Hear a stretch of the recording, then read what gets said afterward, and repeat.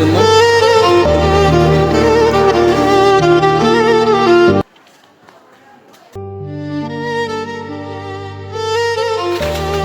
জয়ন্ত, তোমার আম পাড়ার অনুভূতি কি? আমাদের আম পাড়া সম্পূর্ণ। এখন আম মাখানোর জন্য নিয়ে যাবো। আমগুলো পেড়ে এনে এখন সুন্দর করে আমগুলো ধুয়ে এখন আমগুলো কাটা শুরু।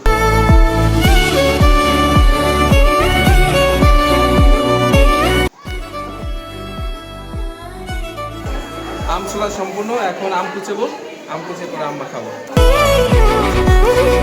জন্য মরিচগুলো নিয়ে যাচ্ছি।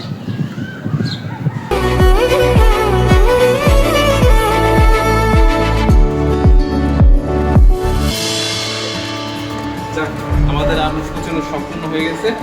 এখন আম মাখাবো। কাসন্দি, চিনি, লবণ, মরিচ এখন এদের আমরা এখন মাখাবো।